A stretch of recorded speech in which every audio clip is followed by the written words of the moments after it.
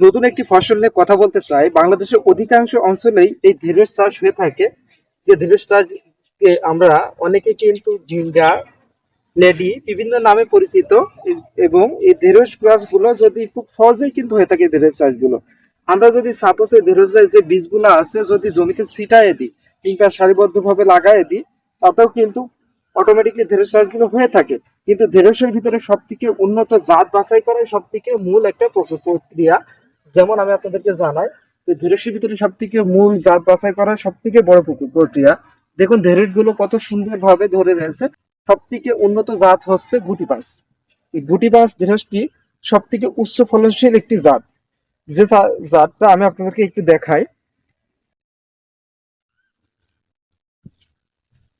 এই দেখুন গুটিপাস জাতের বেচনগুলো কিন্তু এমন হয়ে থাকে। গুটিপাস জাতটা খুব উচ্চ ফলনশীল একটি জাত। এই জাতের ঢেঁড়স যদি আপনারা চাষ করেন তাহলে কিন্তু অধিক ফলনশীল ঢেঁড়স পাবেন আপনার জমি থেকে। এবং এই গাছগুলো কিন্তু খুবই সাপোর্ট। ছোট ছোট গাছগুলোতে প্রচুর পরিমাণে ঢেঁড়স ঢেঁড়স হয়ে থাকে, যেটি গুটিপাত জাতে।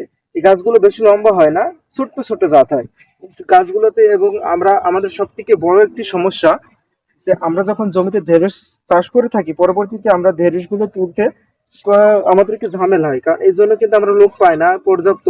কারণ গাছের ভিতরে তো ঢুকা যায় না। অন্যান্য জাতগুলো আছে অনেক বড় হয়ে থাকে, তবে এই গুটিবাজ জাতটা কিন্তু অনেক ছোট ছোট। আর এই ঢেঁড়স গুলো কিন্তু এমন ধরে টুক করে ধরলে কিন্তু দেখবেন পটাশ করে ভেঙে যায়। এই কারণে কিন্তু এই ঢেঁড়স জাতটা খুবই উচ্চ ফলনশীল একটি জাত এবং খুবই সুন্দর একটি জাত। আপনারা চাইলে এই গুটিবাজ জাতটি আপনার জমিতে চাষ করতে পারেন। এবং কিভাবে বীজ রোপণ করবেন, কিভাবে কি করবেন, সম্পূর্ণ প্রসেস আপনারা অনলাইন থেকে দেখে নেবেন এবং যে কোনো একটা কৃষি পরামর্শকের পরামর্শ নেবেন। অনেকে জমিতে দেখুন এবার ঢেঁড়সের জাতে কিন্তু বিভিন্ন রোগ হয়ে থাকে। এই রোগের কি প্রক্রিয়া পরবর্তীতে জানতে হলে আমাদেরকে কমেন্ট করবেন। আমরা পরবর্তীতে আপনাদের এই রোগের বিস্তারিত জানাই দিতে পারবো। আমাদের সাথে থাকার জন্য অনেক অনেক ধন্যবাদ। আল্লাহ হাফিজ।